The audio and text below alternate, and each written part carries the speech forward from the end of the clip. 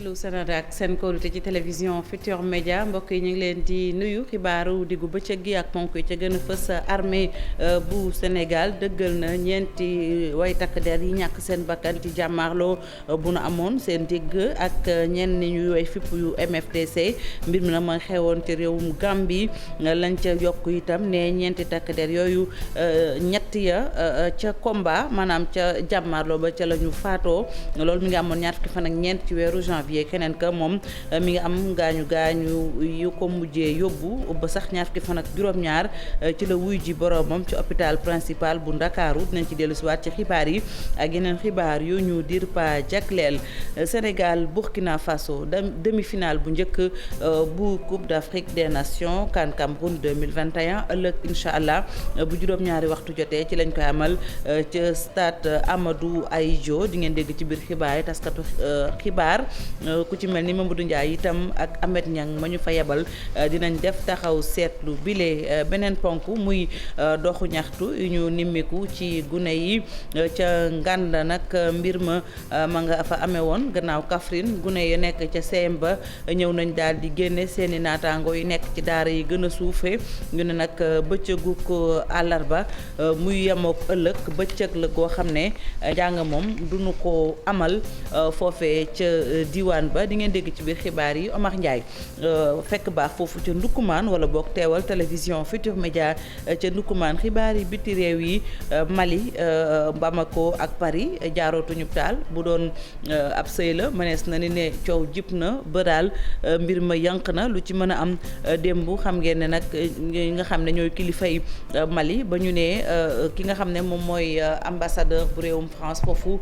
ca Mali na able ci la ñu gis rek daal ne ñoom fanu ngànk daa mel ni dëgër na lu ci mën a am ñaari réew yi ne ñu kenn mënta dem bàyyi sa morom li ci yenn kaay yi Mamadou Mouhamed Ndiaye lañ ci àndal mbokk yi ngeen taaxirlu ma ñëw léegi ñu faram fàcce.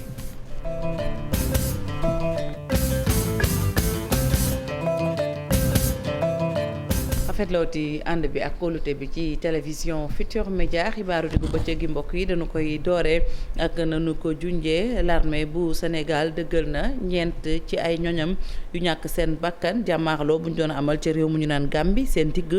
ak ñoñi MFDC nekk foofu ca dëkk bu ñu naan Casamance lu ci mën a am daal lu ci mën a am waaye takk der yi nee ñu ba fis bi ñuy waxee ñeent ci ay takk der ñoo ñàkk seen bakkan ñett ya ñaar fukki fan ak ñeent ci weeru janvier ka ca mujj ñaar fukki fan ak juróom-ñaar ci weer woowule ba tey ndax dafa amee gaañu indi woon ko hôpital principal bu Ndakaaru dir pa baaxee ñu ay xibaar leneen itam lu mu ca teg ne juróom-ñaar ci ay soldats ñoom it ña nga ca loxoy way fipp ya waaye nag lu ci mën a am daal fi mu ne nii ña nga ca seen jàmm loolu lay xibaar bu nu joxee ñu ne nag ñaar ci ñeenti takk der yi faatu daal tabbu nañu leen chevalier de l'ordre national du Lion kon nag ñu amal ko gannaaw ba nu fi bàyyeekoo mbir mi ngi amee woon démb ci hôpital militaire ba nekk ca Wakaam ci teewaayu jëwriñ bu ñu dénk wàllu armée di maître Sidiki Kaba. ñu wax ci leneen mbokk yi muy Sénégal Burkina Faso demi-finale bu njëkk bu Coupe d'Afrique des Nations fanweer ak ñetti yoon ñu koy amal ko CAN 2021 ca Cameroun ëllëg bu juróom-ñaari waxtu ci ngoon jotee Sénégal dina jàkkaarloo ak naataangoom yu Burkina Faso muy les étalons ca stade Amadou Ahidjo la conférence de presse dañu doon amal di janoo ak taskatu xibaar yi sélectionneur bu Burkina Faso dellusiwaat na daal ci solo si nga xam ne jongante boobu am na ko surtout rawatina seen réew Burkina bu nu jëlee ndam li ak itam la ñu fay dund bala ñuy àgg ci loolu yëpp dañuy dem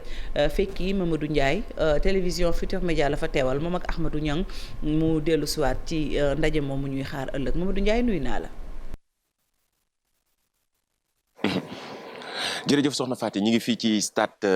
Amadou Ahidjo fii ci salle média bi nga xamante ñi ngi doog a génn léegi ci conférence de presse d'avant match bu Kamou Malo bu nga xamante ni mooy sélectionneur bu Burkina Faso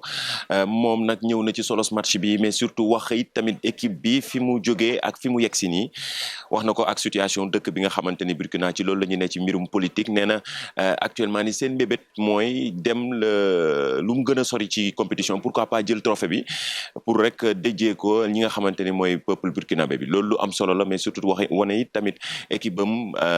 fas yéene naa jàkkaarloog Sénégal te xam na ni du nekk match bu yomb ndaxte Sénégal bokk na ci équipe yi ñu gën a respecté fii ci Afrique surtout li nga xamante ne am na ko ci effectif d'ailleurs ki nga xamante ne mooy Kamou Malo di sélectionneur bu Burkina mën nañ leen ko dégtal léegi nii ci élément bi. Alors nous sommes fixés pour objectif quand même de donner un brin de sourire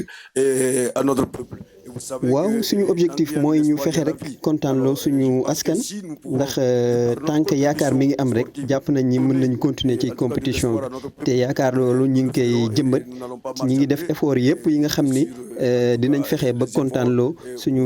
askan te événement yu mel nii moom moo ñu gën a motiver ndax xam nañ ni ñëpp ñu ngi ñuy xaar moo tax dinañ def lépp ngir am ndam li ñu ngi may laaj sax naan ndax coupe bi dinañ ko jël. waaye jàpp naa ni li nga xam ne am nañ ko bu ñu ko defee rek dinañ mën a jël coupe bi. Alors nous aurons à cœur en tout cas d'offrir ce trophée là tant que nous pouvons à notre peuple. Voilà mu nekkoon coach Burkina bi mu ànd ak Hervé Kofi bi nga xamante mooy gardien de but bi Burkina Faso wax na ko taxawaay bi nga xam ne fas yéene na ko am ci match bi amuñu complexe fi ñu jógee dafa sori am benn défaite waaye bi nga xamante ni ci début compétition bi seen diggante ak Cameroun ak gannaaw ba ñu soppi doxalin gën a changer seen ay rythme am beneen taxawaay waaye respecté lool équipe bu Sénégal comme ni ko coach bi waxee loolu moo nekkoon li nga xam ne lañ doon dégtal ci conférence de presse d'avant match bu coach bu Burkina ñi ngi xaar bu Sénégal tey ci ngoon lay am Aliou Cissé fas yéene ñëw tamit wax ci ni muy fas yéene duggee ci match bi mais surtout importance su match bi nga xamante ne mooy demi-finale Sénégal enchaîné demi-finale gannaaw 2019 mu ñëw ci 2021 bi nag ñoom ñaari équipe yi point commun bi mooy musuñu gagné li nga xamante ne mooy Coupe d'Afrique gannaaw ñii di waa Burkina nga xam ne joué nañ finale ci atum 2013 joué finale demi-finale ci atum 2017 ren jii ñoom seen objectif ku ci nekk mi ngi fexe jël Coupe d'Afrique bi dina am nag koo xamante ni du ko jël ndaxte demi-finale bi incha allah noo def am benn équipe bu gagné te ñu ngi ñaan yàlla mu doon équipe nationale bu Sénégal. Mamadou Ndiaye yal na borom bi may ñu ndam ñu desandi ba tey ak Kamou Malo moomu di entraîneur bu équipe bu Burkina Faso moom nag mu ngi delloo njukkal di sargal Aliou Cissé ne ci liggéey bu rafet bi nga xam ne def na ko ci mbir mi ñu teewlu ko ba tey ak Ahmed Niang ak Mamadou Ndiaye. Dans ce cercle très fermé en tout cas des techniciens africains. waa Aliou Cissé moom bokk na ci entraîneur africain yi néew yi nga xam ne ñoom ñoo ñu jiitu ci di entraîner équipe nationale ba tax ñun ñoo bokk même combat ndax rek mooy ñu fësal li nga xam ne moom mooy coach africain yi moom la ñuy def ndax bu njëkk dañ doon andi li ñuy woowee ay sorciers du ma wax sax ban couleur la wante léegi nag loolu lépp changé na moo tax bu ñu joxee confiance entraîneur africain yi accompagner leen rek. dinañ mën a am ndam. Il suffit simplement on a besoin seulement de cette confiance et de cet accompagnement. aywa ñu des ba tey ci ndaje moomu ñëpp di xaar ëllëg wala jongante bi Sénégal nag nee ñu daal am na ndëgërlaay ngir daan réewum Burkina Faso waaye nag du doon lu yomb ndax gune Aliou Cissé yi nee ñu gis nañu ne bi compétition bi tàmbalee am na taxawaay bu nu amoon waaye ba nu génnee ci phase de poule yi dañoo gis ne dañuy gën a yokk seen taxawaay gën a itam wane ay résultats yoo xamante ne si askan bi dinañ ci gis seen bopp Ndiasse Samb taskatu xibaar la ca Radio France Internationale ma nga teew ca réew mu ñu naan Cameroun ngir Coupe d'Afrique des Nations ay kàddoom la ñuy taataan Mamadou Ndiaye ak Ahmed Niang ñoo ko taataan. waaw demi-finale bi Sénégal Burkina en fait demi-finale boo xamee ni mën nañu wax ni bon c'est indécis même si ñu bëri ñu ngi naan Sénégal moom moo nekk favori. mais booy xool parcours ñaari équipe yi Burkina dafa commencé ak défaite Cameroun ak am ay cas de Covid mais terewu leen ñu monter en puissance ñoom seen montée en puissance moo gën a teel parce que après dañoo gagné après dem huitième de finale dem jusqu'au tir au but joué 120 minutes mais terewu leen aussi bi ñu taseek Tunisie ñu gagné donc équipe bu taxaw la comme on dit. bu fekkee ni Sénégal aussi même parcours pratiquement parce que Sénégal li ñu ko doon xaaree premier tour bon wanewu ko même si qualifié na huitième de finale contre Cap-Vert bon xawoon na métti tamit même si bu ñu joué nañu à 10 contre 11 et après à 11 contre 9 mais mën nañu wax ni ci quart de finale lañ commencé révélé wu ak seen match contre Guinée équatoriale mu wane ni vraiment am nañ benn montée en puissance boo xamee ni mën nañu yaakaar ni mën na gën a yokk parce que ba léegi pour man Sénégal atteindre plénitude mais fekkee ni mën nañ am nañ Sénégal. Toulinabo Salama Mouchengi muy ambassadeur bu réewum États-Unis fii ci Sénégal nekkoon ko sax la ñuy wax ndaxte jeexal na ab liggéeyam ma ngay dem ci beneen réew muy foofee itam ñu naan Angola waaye nag laata muy dem ni ngeen ko gisee ci nataal yi sol na maillot équipe nationale moom doomu Amérique bi ànd ak itam ñami liggéeyal di tatagal réewum Sénégal moom nag Toulinabo Salama Mouchengi moo nekkoon ambassadeur bu réewum États-Unis fii ci Sénégal waaye jeexal na ma ngay dem foofee ñu naan Angola noonu ngeen gisee ci image yi mu ànd itam ak ñi mu bokkal foofu liggéey bi daal gis seen ngataal bi noonu di bàyyi xel ak itam sargal sunu gaynde yi di leen ñaanal ci demi-finale bi nu dëgmal ëllëg seen diggante ak réew bu ñu naan Burkina moom Burkina Faso sax nekkoon na fa ambassadeur laata muy ñëw fii ci Sénégal. ñu des ba tey ci tàggat yaram ak jëwriñ bi ñu dénk wàllu tàggat yaram di Matar Ba nee na daal dina nu ibbi stade du Sénégal ñu ngi ko jàpp ñaar fukki fan ak ñaar ci weeru février atum 2022 gouvernement bi ak jëwriñ bi ñu dénk wàllu tàggat yaram ñu ngi def seen kem kàttan ba mbir moomu nekk xew-xew bu mëstam ci réew mi ca Yaoundé la ko waxee ñu teewlu Matar Ba ci sunuy ndaw yenu fa yabal ñoo taataan kàddu yi muy Mamadou Ndiaye ak Ahmed Niang. voilà maa ngi leen di sant yéen ñëpp di leen gërëm di am mbégte daje ak yéen ñi taskati xibaar yi nekk ci wàllu tàggat yaram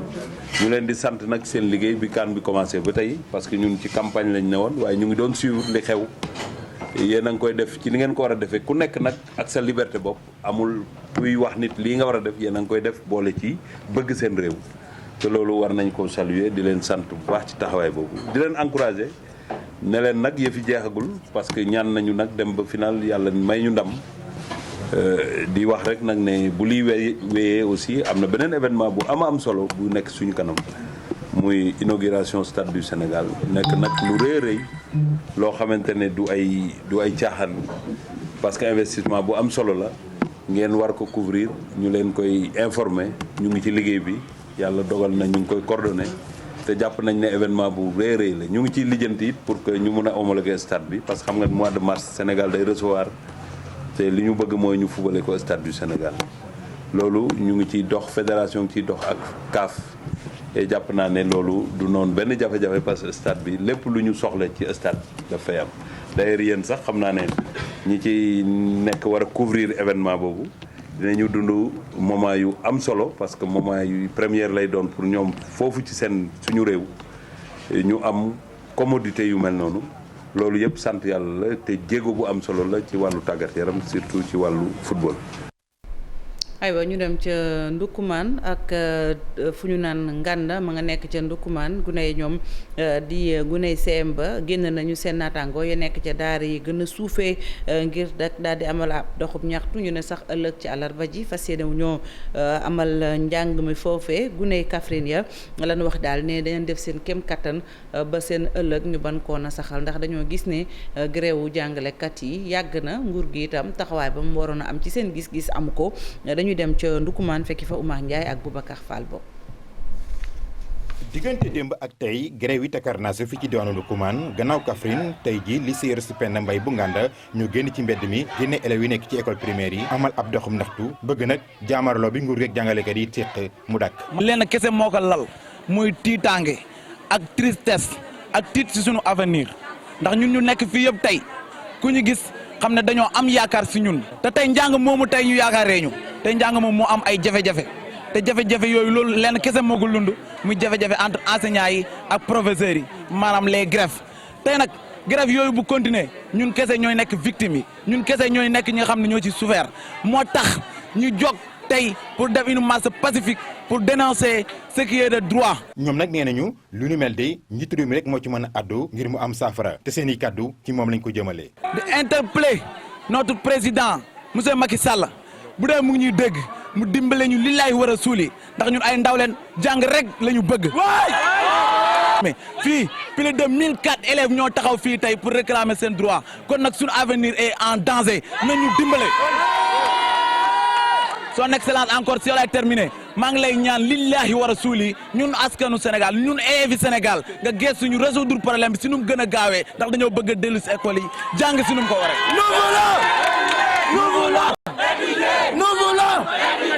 fi mu ne nii nag élèves yi nekk ci diwaanu Nganda nee nañu suba ci àllarba ji dañuy dëddu école yi fekk ne jamono jooju ca Kaffrine ñoom ñi ngi waajal ab grève ajuma di ñëw te njort nañ ne mu law ci biir région bi. di fàttali ne grève bi Omar Ndiaye lu toll wala boog lu ëpp benn ayu bés gune yaa ngi koy amal muy gune yi nga xam ne dañoo nekk ci école publique yu Sénégal. ñu des ba tey ci njàng ak njàngale ak yenn jafe-jafe yi ñu ne ko ci diwaanu Fuladu dañoo gis ne ndox mu sell daal daanaka dafa tumuranke ci daara yi ndax foofee ci diwaanu Fuladu gune yi léeg-léeg dañuy wëggali seen bopp ca teen ba lu ko may ca biir daara ja dañ fay tumuranke am ndox Fuladu Abdoulaye Diallo lañu fay fekki. daaray tubaab yu diwaanu Kolda dañuy jànkonteel ak ay jafe-jafe ngir ñàkkum ndox gi faral di xaw ci biir diwaan mu waral ndongo yi am ay risques yu bare pour ñu dajek ay jàngoro ngir ndox yu baaxut yi ñuy naan li gën ko bare ci daara yi amuñu fi ndongo yi di naanee wala même biñ ko amee naanukaay boobu teen lay doon yenn yi doon ay teen yu kenn dul ub ci anam yi ni mel la nguurum Kowet jaarale ko ci Direct Aid indi ay koppor ngir tabax ca école Malang Sané bu commune Kolda benn mini forage. Direct Aid li ñu def pour Malang Sané dafa bëri sax du seulement construction mini forage bi mais pour ma wax ci mini forage bi fi ñu jëlee ak fi ñu yóbbu dañoo kontaan lool parce que gis ngeen xale yi ci teen bi la ñu doon root ndox te ñëpp xam nañ ne ndoxu teen bi segguñu ko defuñu ko dara dañuy ñëw rek di naan te loolu mun na indi danger ci seen santé mais tey Direct Aid bi ñu ñëwee ñi gis loolu ñu ne dinañ ma defaral fii mini forage pour seulement xale yi dinañu noppale ko ci root bi mais dinañu naan ndox boo xam ne ndox bu sell la muy eau potable bi du am benn danger ci seen santé. xam nga ñun suñ presque am nañu junni élèves ci école bi léegi xoolal élèves yi bu ñu naree ñëw di xëcc baag. bile mini forage day dalal xelu waajur ndongo yi ngir njëriñ bu muy am ci daara ji. mais il est très grand parce que. ouf de soulagement bi dafa rëy lool ndaxte ku wax école wax wàllu wérgu yaram léegi gëm nañ ne suñu xale yi duñu naan ndox mu salte loolu day dalal suñu xel bu baax a baax ñun waajur ndongo yi. c'est vraiment soulageant, c'est un grand ouf de soulagement. Sans l'eau on ne peut rien faire donc fii vraiment. ku amul ndox mënoo def dara donc léegi bi ñu amee ndox dañuy sant yàlla te surtout que léegi gis ngeen ne teen bi dafa ubbu dara du fi dugg. C'est une eau potable et encore il y a une protection et l'eau est encore potable là on n'a pas de risque. li ni mel la ñu amal ca école bu Marakissa bi féete ca biir département bu Kolda dañ fa tabax ak mini forage bu bees tàkk. Abdoulaye Diallo ñu wax ci politique bi ak wàllu Sénégal mi jàpp rek ne foofee ca diwaanu Pikine waa Benno Bokk Yaakaar dañ leen tuux lëndëm dañoo jàpp rek ne daal mbir mi na mu amee wartoon a amee noonu dañoo amoon ni jafe-jafe yu ci mel ne mbiram liste beek yu ni mel nee ñu sax nag mbir mi daal kalaame nañ ko ndax dugal nañu ko recours dañuy teewlu ki jiite commission communication bu coalition bi di wàllu Sénégal Pape Sarr Maymouna Ndiaye ak Ababacar Camara ñoo taataan ay kàddoom ci ndaje mun woowoon taskatu xibaar yi ni ki démb. gis nañ ne quand même am na 28 maires yoo xam ne nii gagné nañ ko am na ñaari ville yoo xam ne nii gagné nañ ko mais jàngat bi gën a am solo ci résultat élection yi mooy boo dajalee ñun waa opposition en tout cas les principales forces boo dajalee bu dee fekkoon na élection présidentielle la Benno Bokk Yaakaar def ñu jiitu mais bu fekkoon ne dañoo ànd. ñun ñëpp ak opposition société civile dañ koy jiitu kon loolu aussi ci évaluation bi dinañ def évaluation parti bu nekk dina def évaluation après ñu def évaluation ci coalition bi. Pikine moom lañ fa am mooy dafa am ay fraude yu bëri yoo xam ne dañ ko constaté ci ay gox-goxaat yi ci biir Pikine ci ville bi la mais loolu noonu ñi nekk au pouvoir ñoom ñoo ko def dañ leen a dóor xam nga ka fa nekk mbër ba fa rek xam nga ko mbokku président bi la dañuy def ay pexe. ak ay complicité en tout cas ñun ci loolu lañ jàpp ba bëgg a nangu victoire boobu mais loolu ñun duñ ko nangu moo tax suba dinañ dem Pikine jàppale camarades yi nekk Pikine déjà ñoom sax am nañu pool d'avocat xam naa suñu demee foofu avocat yi dañ gën a expliquer ba mu gën a leer Pikine moom li wër te wër mooy ci vote ak ci këyit coalition bi moom moo ko gagné. aywa ñu wax itam ci doxalinu kii njiite mu nekk jiital conseil départemental bu bees foofee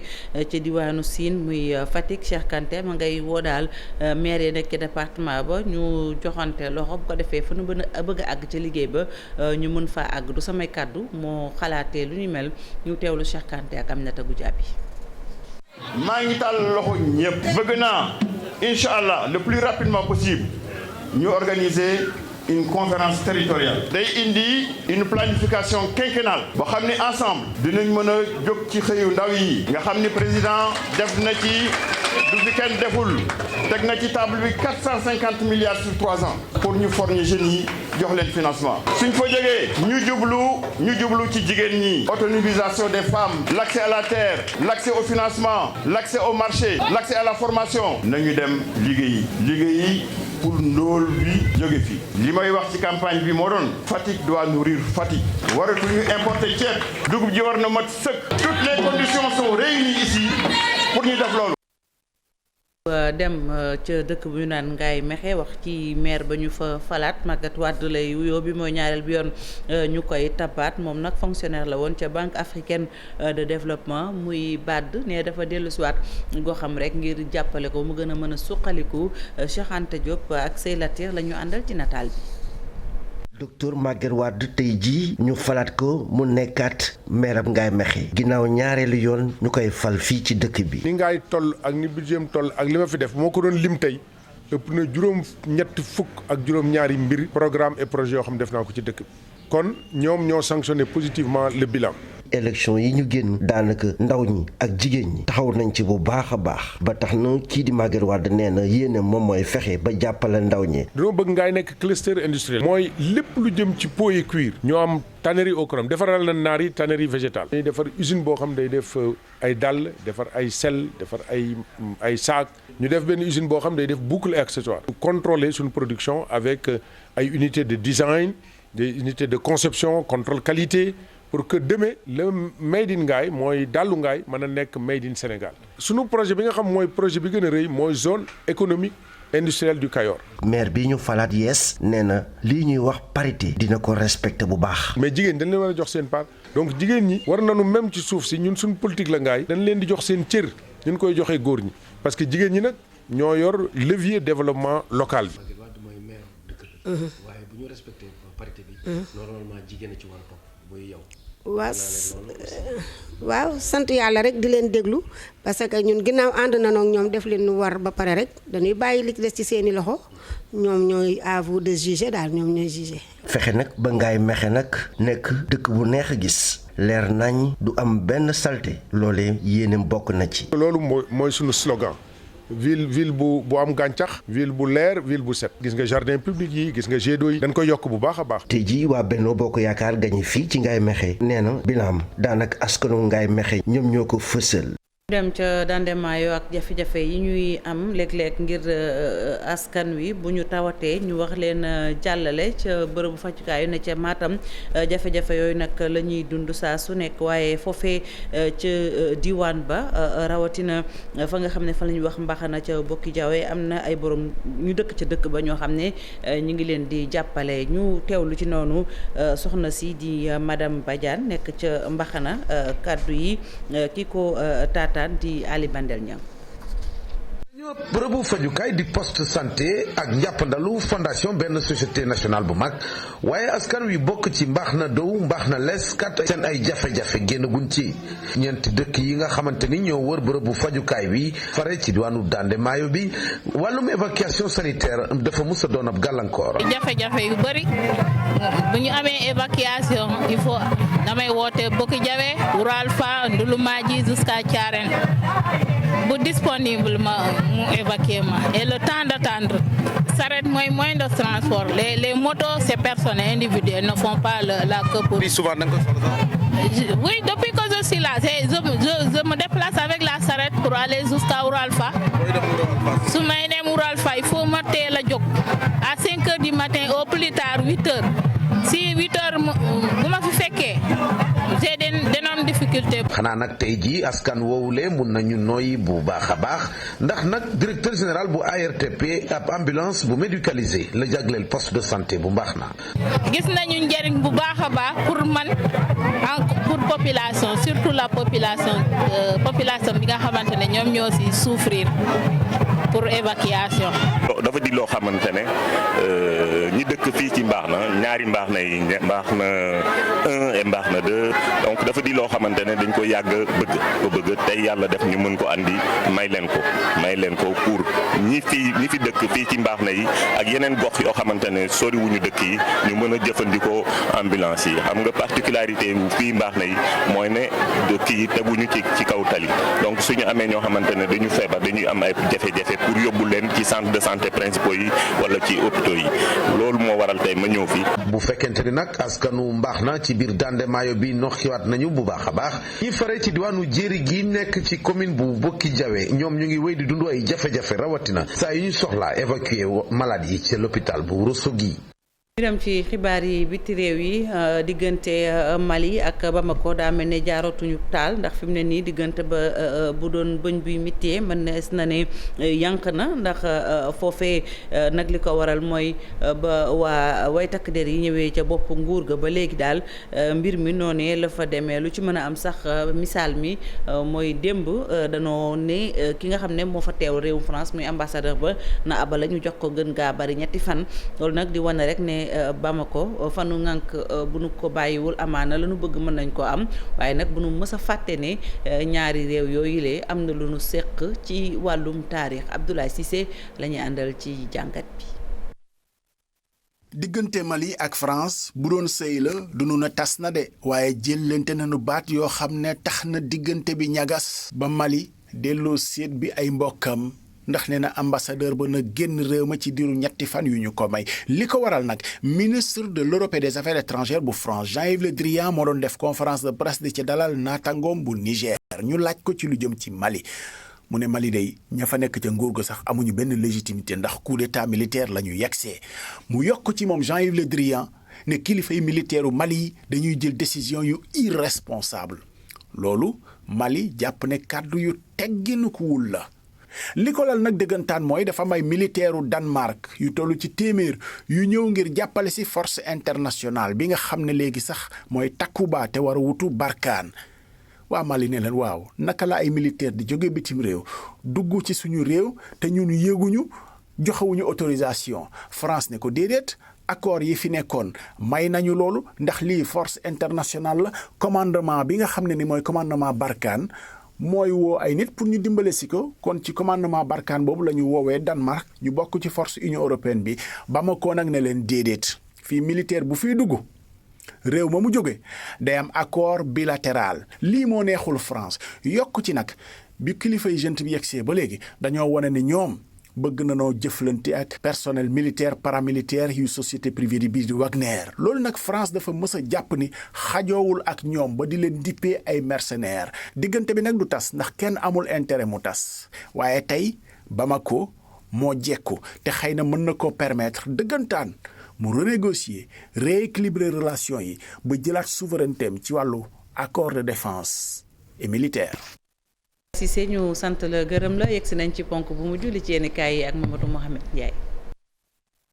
jërë ngeen jëf waxi politique bu doon booy ay nopp daanaka journal yëpp xëy nañu ko tomo tey ji ne ñu bari ci ñoom politique bi la ñu xëy ubbi l'observateur Macky Sall ak toogaayam bi mu war a jekkal ci wàllu politique bi ci réew mi moom la xëy di jàngat nee na ginnaaw li mu dund ci élection locale yi fi woon keroog dimanche ñaar fukki fan ak ñett ci weeru janvier léegi nag moom Macky Sall mi ngi dëtmal yeneen i élection mu di législatif yi di ay élection yoo xam ne lu bari ci li des ci ab mandaam ci la wékkee ndax ci diir bu gàtt bi leen dese moom Macky Sall ak ñi mu àndal danañ ci mën a defar waat laaj la bu l'observateur xëy samp di ci waxtaan ak ñu mel ne journaliste bii di Alioune Ndiaye njiital Pikini Production ak beneen journaliste formateur di Ibrahima Bakhoum journal L'As moom li muy xëy di laaj moo di élection législative yi ñu war a amal ci weeru juin ndax dana mën a am ci àpp ba ñu ko jàpp Walf Quotidien ne ko wóoral ne mbir yi xeeñ nañu lool ak reporté journal Le Témoin xëye coalition bii di Wallu Sénégal ak ni seeni mbir tëddee ci élection yi moom yéenekaay bi mi ngi ñuy xamal ne waa Wallu Sénégal leeral nañu li wàññi seen doole ci élection locale yi bu nuppi di réclamer Pikine ñoom waa Wallu Sénégal ak seen ndaje mi woon démb journal L'Info li mu ci gis mooy ñu doon jéggalu askan wi ak seeni militant source nañu coalition wàllu Sénégal wàllu leen ma la gën a niru guddi yu ñu toll ñi toll ci wane seen doole ak dëggal seen bopp source waa nee nañu ñoo di waa kër Bougane Gueye Dany di waa gëm sa bopp ne wane nañu ne ñooy troisième force politique ci département bu Ndakaaru ginnaaw Yewwi Askan Wi ak Benno Bokk Yaakaar gagné nañu juróomi commune ci Ndakaaru am 633 conseillers li ñu am ci ay voix ci réew mi yëpp yéenekaay bi nee nañu toll ci 221 112 voix te booy seet ci fukki commune ak juróom-ñeent yi nekk ci département bu Ndakaaru waa gëm sa bopp ci fukki commune ak benn rek la ñu amoon candidat ndax ci seen liste yi am na ci juróom yoo xam ne dañu leen rejeté am yeneen ñett yu forkolo le mandat nañu révélation bi ci élection locale yi moo di waa gëm sa bopp ndax géew politique beeg li muy rëy rëy yëpp ci ñetteelu place bi Bougane Gueye Dany ak waa këram ñoo fa toog Vox Populi gis ne ñiñ doon xatal ak bundu xatal ci biir parti socialiste ñoom it ñu bari ci ñoom jël nañu seen revanche ci élection locale yi Benno Bokk Yaakaar ak li ko tax a néew doole ca Kaolack ci élection locale yi Abdoulaye Mountakha Niasse mi ngi koy leeral ubbil journal La Tribune Abdoulaye Mountakha Niasse conseiller spécial bu président Macky Sall njiital mouvement Madane bokkit ci lànguk Benno Bokk Yaakaar ca Kaolack nee na responsable yi Benno yu ca Kaolack téeméer yoo jël ci ñoom juróom-ñeent fukki mu di 90% yi dañoo sant seeni ñooñ ñu wote sanction wote contre Benno Bokk Yaakaar yéenekaay bi nañu xibaar la bu mu joxe démb ba muy conférence de presse ngir doon joxe xalaatam ci élection yeeg na mu tëddee ci diwaanu Kaolack surtout Baye Niass bi noppi ci loole félicité kii di Mouhamed Ndiaye Rahma mi ne woon tête de liste Benno Bokk Yaakaar ca Kaolack nee na li ko waroon yëpp def na ko dem na ba jeex tàkk ci campagne bi te xaarul ba élection ñëw muy soog a wane boppam ca Kaolack yàggee na ko te noonee la dëkke moom mi xelal njiitu réew mi ne li muy xelal président Macky Sall ci Mouhamed Ndiaye Rahma moo di mu gën koo dooleel ngir ñu waajal législatif yi yeneen candidat yi nga xam ne lu nekk daj nañu ko ci élection locale yi ñu ci mel ni directeur général bu Sénélec di Pape Demba Bitèye ak mbooleem candidat yi muyee la mayo ca Kaolack président bañ leen a seetaan récompensé leen ndax yeyoo nañu ko te xaayaan ku dégg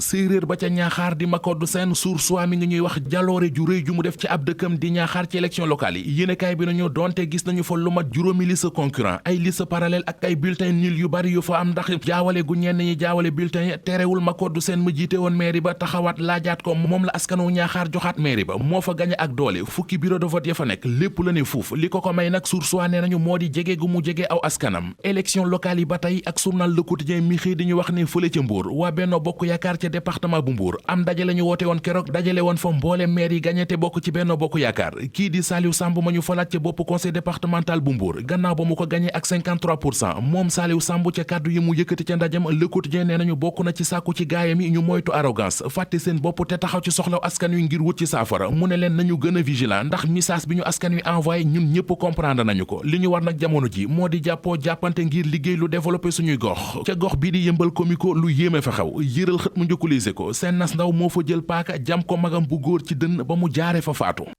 Mohamed Ndiaye ñu sant ko gërëm ko sant leen yéen tamit ci safo gi kóolute bi xibaar yi fii la ñu yem ak yéen rédaction bi dina fi teew ci kàttanu yàlla ngoon